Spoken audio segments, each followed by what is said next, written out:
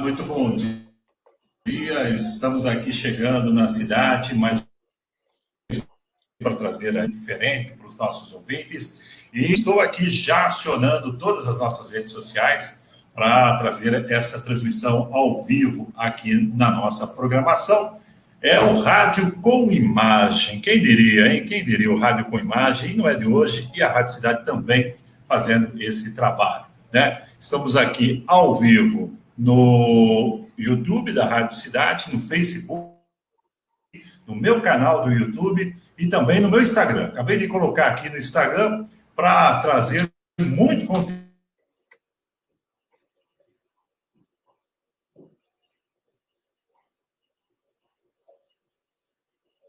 Volta, vamos ver. Agora sim, acho que nós retomamos. Professor Douglas Tufano, muito bom dia. Obrigado aqui pela transmissão.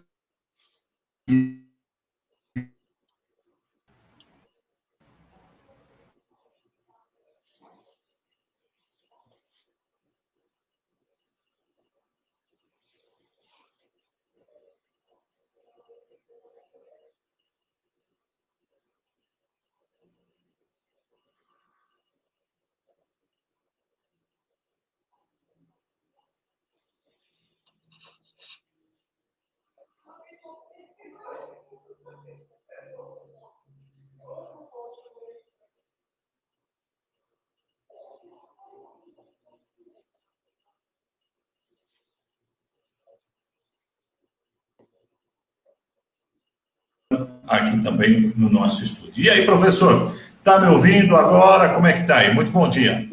Bom dia, ouvintes da Rádio Cidade. Agora estou ouvindo, porque aquela hora caiu, eu não estava escutando nada, não. É a nossa internet, né? É a nossa internet, né? E eu fico imaginando os alunos, professor, com tudo isso, não? Bom, esse é o primeiro ponto que a gente vai conversar, né? Não adianta você imaginar que é possível criar uma rede de aulas online com uma internet de péssima qualidade, como nós temos no Brasil. Nós temos aí alguns países que não só a internet é boa, de melhor qualidade, como é gratuita, né, Heraldo? É gratuita.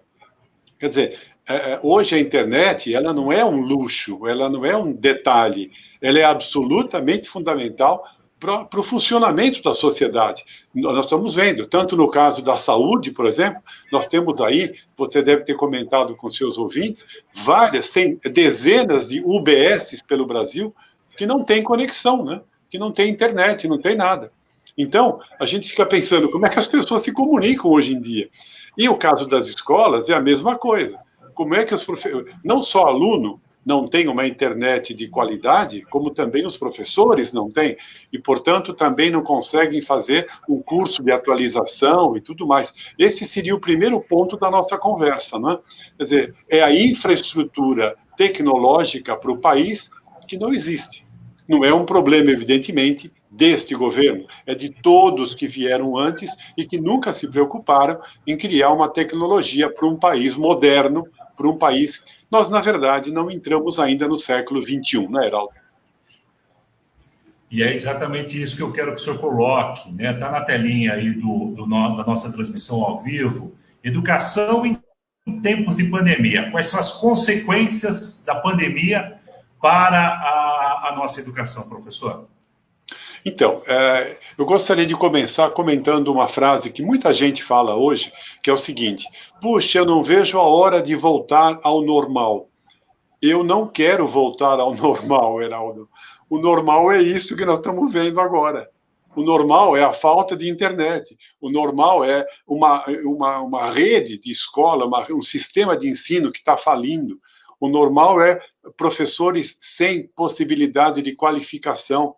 O normal é a rede pública sempre em desvantagem com relação à escola particular. É isso que a gente quer voltar? Eu não quero voltar a isso, não. Eu acho que isso não é normal. Nós temos que voltar a um país que possa repensar melhor e repensar seriamente, né, Heraldo? Vamos falar a verdade. Nós estamos levando esse país muito na brincadeira, não é? Estamos falando agora de que as pessoas não conseguem se comunicar, não conseguem conversar. Eu tenho feito várias lives, toda hora cai a conexão, o som não funciona. Você imagina os alunos em casa. eu estou dando aula também online, né? Nós temos alunos com problemas sérios, um não tem microfone, o outro cai a ligação, etc, etc. Então, a primeira grande coisa, que eu diria, a primeira grande constatação que a gente faz, essa pandemia veio mostrar o caos social, educacional, de saúde pública, né, que nós estamos tendo no Brasil. Eu ainda diria para você, nós temos o SUS. O SUS é uma das grandes criações do Brasil, embora com tantos os seus problemas, mas ele está funcionando e está conseguindo resolver muitas coisas, senão seria pior ainda. Agora, na escola, aquele fosso, aquela distância entre escola particular, vamos dizer assim, bem rica, porque tem muita escola particular que também está passando muita dificuldade. Algumas estão até fechando, né? Então, entre a escola particular e a escola pública, aumentou mais ainda. Essa distância aumentou mais ainda. Então, eu acho que, como professor, eu vejo 2020 como um ano perdido do ponto de vista da educação. Eu acho que o ano que vem é preciso refazer 2020. Não é possível imaginar que os alunos estão tendo um rendimento bom, têm faculdades já fazendo exame, acabaram de fazer aqui, várias faculdades estão fazendo exame no meio do ano, né? A GV, o INSPER, a PUCamp, a FAP, várias faculdades estão fazendo exames, mas isso é para quem tem alunos que têm uma estrutura tecnológica em casa, né? Portanto, mais uma vez, separa entre alunos que têm um poder aquisitivo para poder montar esse equipamento em casa e aqueles que não podem. É uma pena isso acontecer. Será que a gente vai aprender com alguma coisa? Eu acho que, no mínimo, a pandemia deveria servir para isso, para a gente aprender que o país tem que ser levado a sério, que a educação não dá mais para a gente ficar adiando. A saúde também, com uma série de problemas, não dá mais para a gente ficar adiando, Heraldo. Eu acho que educação em época de pandemia é crítica em qualquer lugar do mundo. O problema é como os países voltam depois da pandemia. E é isso que eu estou falando. Nós vamos voltar ao que éramos antes da pandemia? Vai ser... Então, não houve nenhum aprendizado, lamentavelmente, né?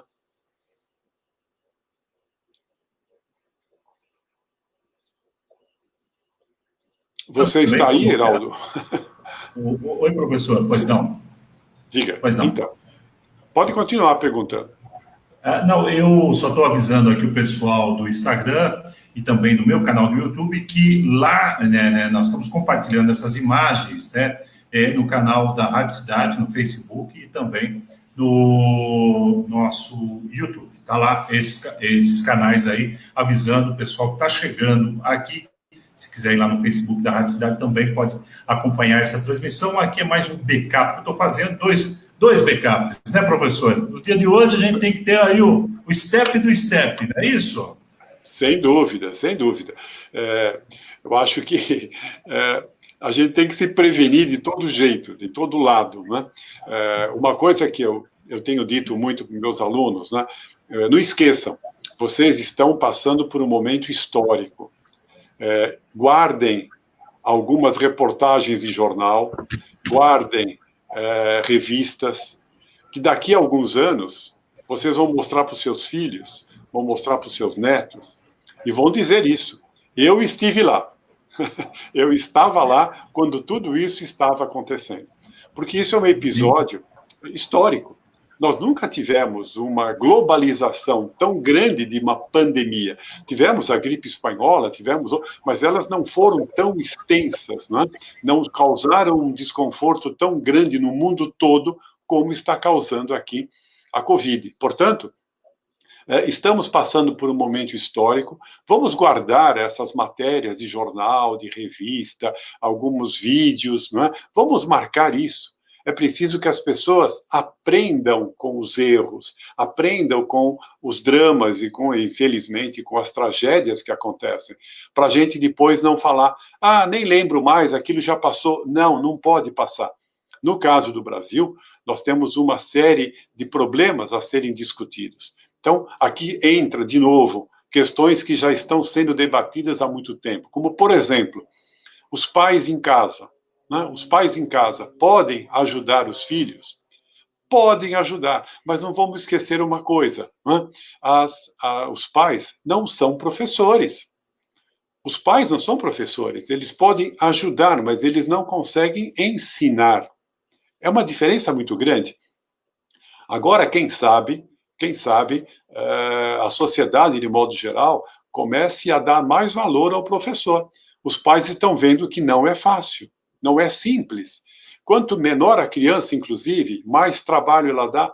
Ah, porque meu filho não para quieto, ele não consegue, ele não se concentra. Pois é, a gente na sala de aula, os professores na sala de aula, nós temos técnicas, nós temos métodos que vão organizando essa energia das crianças. É normal que as crianças sejam assim, que elas queiram levantar, queiram andar, se desconcentrem. É normal isso nas pessoas. São crianças normais, elas são normais, né? Portanto, não é esse o problema. O problema é que nós temos que desenvolver um método para poder ensinar, para fazer a criança ficar lá seus tantos minutos, depois ela se cansa, você tem que mudar de atividade e tudo. É fácil fazer isso? Não, não é fácil. Então não basta apenas boa vontade dos pais. A gente vê que eles têm boa vontade, mas o que falta é aquele profissionalismo. E, portanto, quem sabe agora mais uma lição que talvez a epidemia possa deixar. Valorização maior dessa nossa categoria profissional, que organiza esse... Então, muitos pais dizem, mas os meus filhos agora ficam obcecados pelo videogame, só querem saber de jogar, só querem saber disso, daquilo. Pois é, agora é a hora, de certa maneira, de testar como é que está sendo a educação das crianças, não é? Quer dizer, se você é soltar de uma vez, pode dar uma confusão dentro de casa. É preciso agora organizar. Então, de certa maneira, a epidemia, Heraldo, acabou criando, mostrando vários problemas, não só problemas educacionais, na escola, etc., de saúde, mas também problemas familiares. É hora também de repensar uma série de comportamentos e de atitudes. Então, vamos lá, vamos por partes, né? Primeiro, a questão da educação. Segundo, a questão da escola, digamos, da escola. Como organizar o horário escolar? Aquelas escolas que dispõem de um trabalho online mais organizado, mais estruturado, elas estão tendo menos dificuldades, mas essa não é a realidade da maioria. Não é. A maioria não está organizando bem e muitas vezes o que nós temos são apenas palestras, palestras e palestras. Ora, quanto tempo uma pessoa aguenta assistindo palestra, não é? E quanto tempo um garoto, um jovem, aguenta fazendo isso? Vai aguentar 4, 5 horas seguidas? Não, isso é impossível.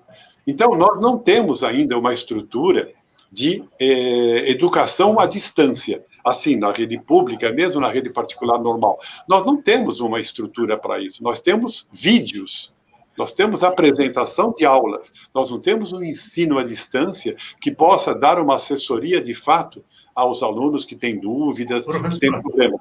Isso mostra bem como nós estamos defasados, né? Como nós, mesmo na universidade, como nós estamos defasados. Ninguém se preocupou com a possibilidade disso acontecer. A possibilidade. Nós temos uma estrutura tecnológica muito deficiente. E mesmo assim, os responsáveis pela área de educação nunca pensaram na possibilidade de uma situação como essa. Bom, isso é uma coisa absolutamente inédita, é verdade. Mas haveria necessidade de um plano B. Em caso disso acontecer, o que nós vamos fazer? Como nós vamos melhorar? Você imaginou já? Eu tenho uma estatística aqui que mostra que cerca de 40% da população brasileira não tem acesso à internet. Ora, você calcula mais ou menos, somos 220 milhões de habitantes. Calcula 40% disso. Olha o tamanho da população brasileira que está no século XVIII, XIX, começo do século XX, antes da internet. Quer dizer, nós temos uma população, quase metade do país, Heraldo, quase metade do país não pode fazer o que nós estamos fazendo. Uma conversa agora online, vamos trocar ideia, podemos nos comunicar aqui e ali, não pode fazer isso. Então, você imagina, se dessa parte da população, qual será o futuro profissional dessas pessoas? Qual será o futuro profissional? Como é que você pode imaginar hoje uma pessoa se qualificando para o trabalho sem acesso à internet. Realmente é praticamente impossível. Então, aquela desigualdade que nós vemos, social, econômica, ela fica cada vez maior. Quanto mais essa distância aumentar, mais essa desigualdade vai se acentuar no país. Quer dizer, nós não estamos enfrentando os problemas graves que nós temos no país, não é, Heraldo? E olha, professor, e isso que o senhor está falando não precisa andar muito, não, hein? Aqui na própria cidade, nós encontramos em Jundiaí, com todo o índice de desenvolvimento humano que tem, e como Jundiaí é muito bem colocada nesse índice no cenário nacional, nós temos esse problema aqui também na cidade. Se você andar, então, 200, 250 quilômetros, você imagina o que você vai encontrar. Professor, eu queria que o senhor colocasse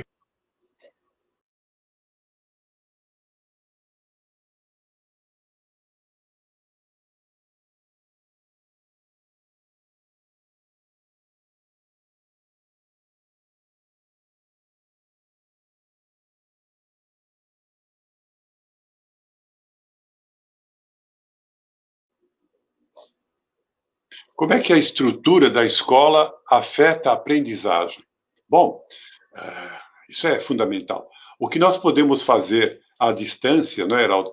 É a aula, passar uma explicação, passar o conteúdo de uma matéria. Eu vou ensinar gramática, outro vai ensinar um pouco de história, de matemática, etc, etc. Agora, educação é muito mais amplo do que escola. A escola são aqueles objetivos mais imediatos de aprendizagem, para depois você passar, fazer um teste, fazer um vestibular e assim por diante. Educação é muito mais amplo. Esse processo da educação é que fica absolutamente comprometido. Né? Por quê? Porque os alunos sentem falta da escola. De que eles sentem falta? Eles sentem falta da convivência, eles sentem falta de se relacionarem com seus colegas, de conversarem com os professores. Não é da matéria em si, é que ninguém sente falta. Na verdade, eles sentem falta dessa socialização, sentem falta desse ambiente que promove o quê? Que promove o desenvolvimento emocional, de maturidade, desenvolvimento psicológico. Isso é educação. Os professores têm a oportunidade de conversar sobre vários assuntos na sala de aula. Né? A gente está trabalhando com redação, que é o meu campo. Eu trabalho com redação, aparecem temas interessantes para a gente discutir, para a gente comparar as opiniões, para a gente discutir problemas. Isso é um processo de educação.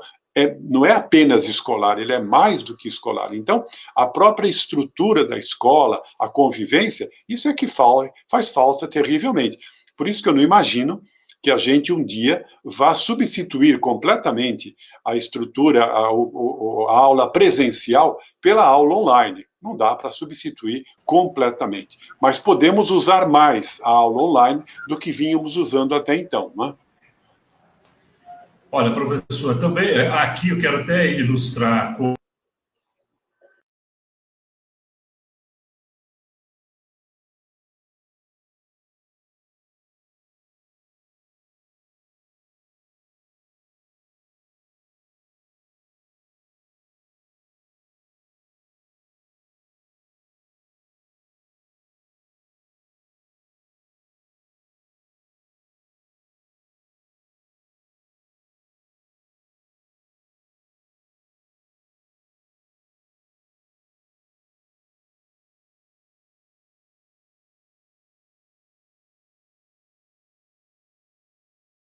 que a gente vai ficar para sempre no confinamento, no isolamento.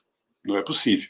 Ah, mas é perigoso ainda, sem dúvida. É perigoso ainda e talvez vá ser perigoso durante algum tempo. O que é que se espera da sociedade? Se espera responsabilidade. Agora estamos pensando na volta das crianças para a escola, dos adolescentes e tal.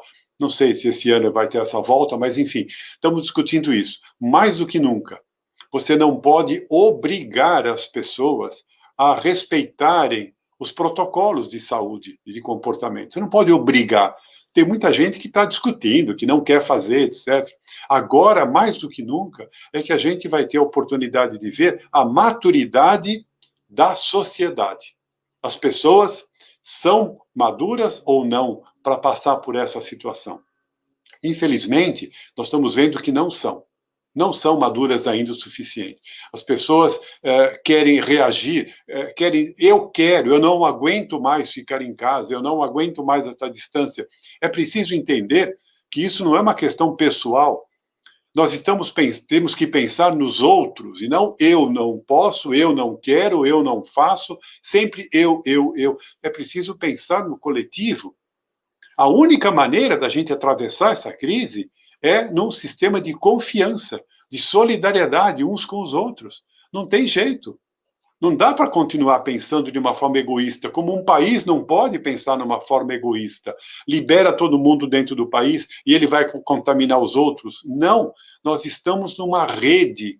Nós estamos numa visão agora global, o que significa responsabilidades de todos os lados, de todas as partes. É isso que é fundamental destacar. Mais do que nunca, nós vamos ter um teste de maturidade da sociedade em geral, e particularmente no caso do Brasil, por ser um país tão grande, um país continente, e que, portanto, tem muita dificuldade de lidar com isso, sobretudo numa situação política em que você não tem uma estrutura centralizada, orientadora da sociedade, ao contrário, né? É um tal de conversa para cá, conversa para lá, diz que, é mais confusão do que um processo racional de condução, de orientação da sociedade, né? Professor, para colocar aqui também um ingrediente com relação às provas, nem vestibulares, né? Qual é a visão e como é que está a situação de momento para quem quer prestar o Enem e os vestibulares, professor? Bom, os vestibulares, como eu disse agora há pouco, tem faculdades que fizeram vestibulares agora no meio do ano, faculdades particulares que fizeram através do Enem. Algumas outras faculdades estão usando a nota do Enem. Né? Estão usando a nota do Enem. Algumas faculdades fizeram exames online, usaram uma parte do Enem do ano passado, né? Os alunos se inscreveram e tal. Eu acho até que o Enem vai adquirir uma grande importância. As faculdades estão percebendo que é possível fazer até algumas provas online e o recurso de usar o Enem é muito prático nesse momento, né? Houve faculdade que não fez exame, simplesmente pediu aos alunos, quem quiser participar desse processo seletivo, manda a sua nota do Enem, né? Que tem lá um protocolo do Enem, manda isso daí, eles fizeram uma lista, os primeiros colocados foram chamados e acabou a história. Então, é uma praticidade, sem dúvida nenhuma. Agora, ainda bem que o governo resolveu cancelar o Enem deste ano, né? Porque seria um absurdo você imaginar fazer esse ano. Mas eu também não acho muito certo fazer lá em janeiro, né? Em janeiro ou fevereiro. Por quê? Porque vai colher o quê? Os alunos que não fizeram o curso, que não tiveram aula normais em 2020, vão fazer o Enem em 2021? Vai testar o quê? Que eles não aprenderam? Isso todo mundo já sabe. Não precisa testar, não precisa fazer exame para saber isso. Eu acho que não deveria haver esse exame agora em janeiro ou fevereiro. Devia ser, no mínimo, no meio do ano que vem. Né? No meio do ano que vem, daqui a um ano, o exame, para que os alunos tivessem a possibilidade de aprender um pouco mais. Muitas escolas, né, já estão pensando num quarto ano do ensino médio, para poder recuperar 2020. Em 2021, se recuperaria o terceiro ano que foi praticamente perdido. Eu concordo com essa ideia. Eu concordo. Eu acho que era preciso mesmo dar um ano a mais para aqueles que não puderam fazer, principalmente aqueles que estão em final, né, na conclusão do ensino médio e que precisam desse material para poder prestar o exame na faculdade. Agora, eu acho que não se pode colocar isso assim, temos que fazer de qualquer jeito, porque não pode ficar sem vestibular. Vamos pensar no aluno, hein? Não vamos pensar no processo da faculdade que ela está com problema, ela tem que se organizar. Agora, aí passa por cima os alunos que se virem. Eu não acho que isso seja certo, nem isso seja uma coisa educativa. É preciso repensar todo esse problema de Enem, de vestibulares, de cronograma, pensar com calma e não querer fazer tudo aí apressadamente. Senão vai ser mais um prejuízo para quem trabalha, para quem faz, quem estuda em escola pública, né? O professor, para ir finalizando, além das velas que a gente tem acesa em casa, né, para essa educação, você tem mais alguma palavra de entusiasmo para os pais, para os educadores? Evidente que vocês estão se esforçando aí como dá, mas a receptividade posso dizer, está zerada, né, nesse contato físico, humano, a classe, o colega. Tem gente que lutou para entrar numa universidade pública e só volta a aulas presenciais no ano que vem. Ele, esse ano, ainda não pisou na universidade pública, que ele fez vestibular, que ele foi para lá, batalhou e não conhece nem o coleguinha, a não ser um quadradinho na tela, né, professor?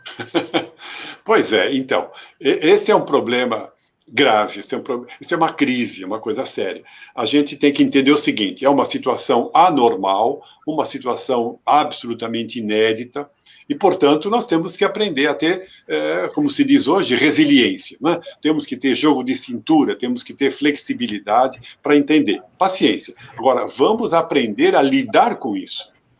Isso é inevitável, aconteceu e está acontecendo. Então vamos aprender a lidar com isso. Como? Em primeiro lugar, é ter um pouco de bom senso, de calma, de controle, autocontrole.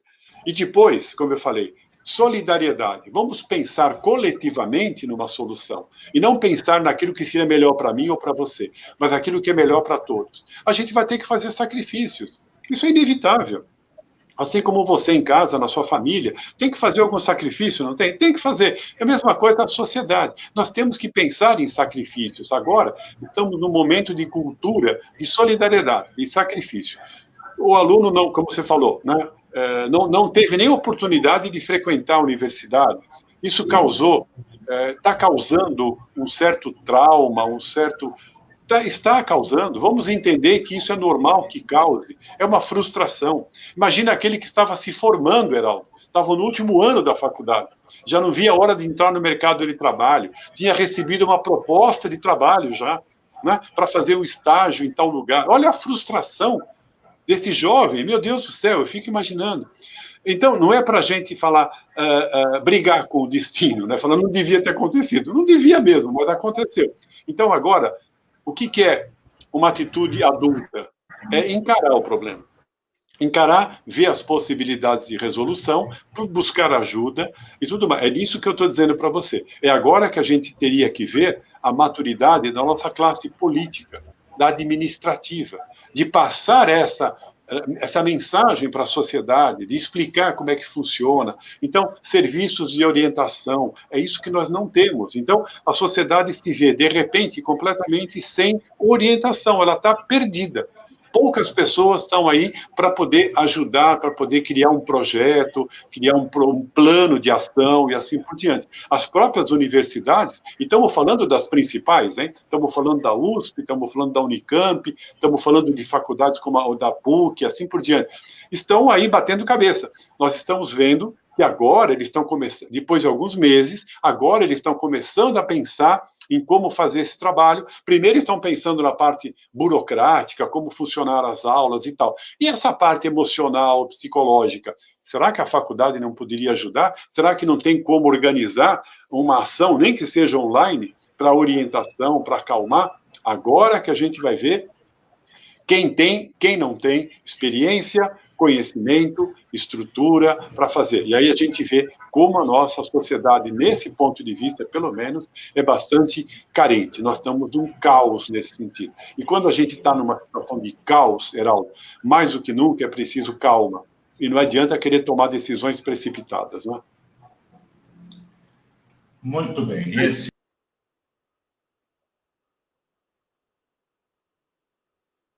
Bom, aqui está o meu contato.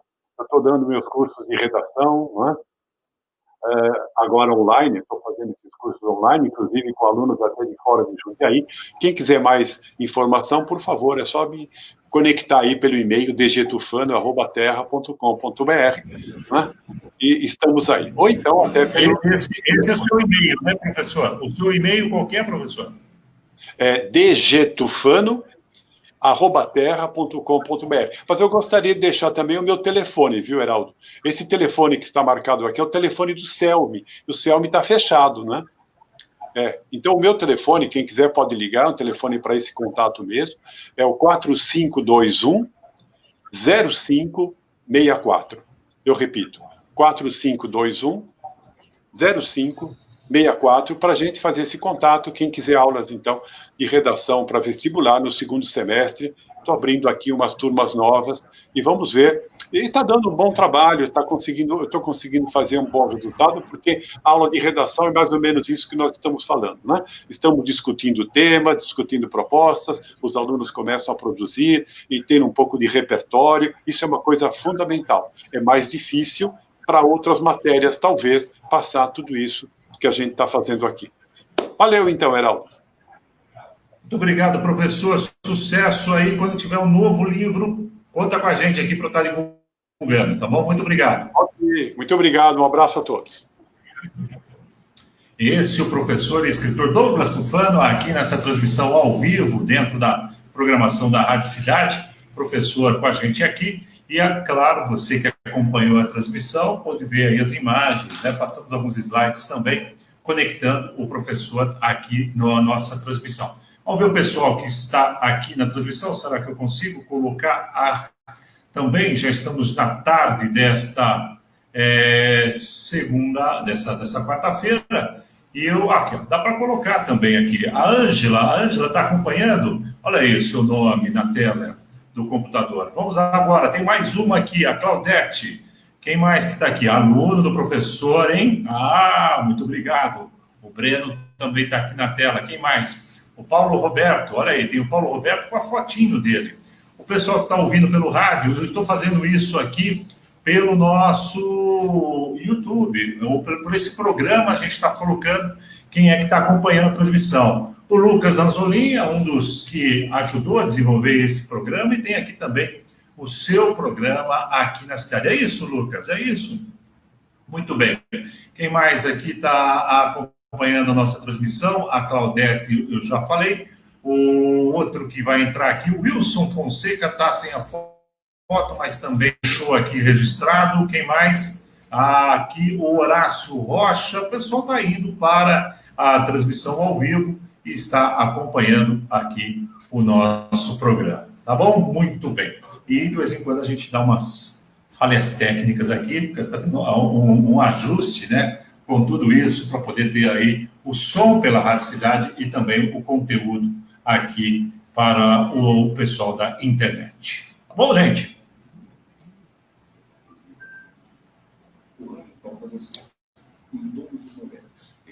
Pessoal, muito obrigado aí por acompanhar essa transmissão, viu? A todos aqui no Instagram, muito obrigado. Deixa sempre o seu joinha aí para a gente chegar para mais gente, tá? Você também no YouTube, curta aí, no Facebook, curta os nossos canais, para que isso cada vez mais cresça e a gente consiga patrocinar. Tem algumas pessoas perguntando aqui, ó, da minha caneca. Se você quiser uma também, eu posso depois passar os contatos para vocês. Tá bom, gente? Muito obrigado aí pelo carinho e até a próxima transmissão aqui pelas ondas das redes sociais. Valeu, gente!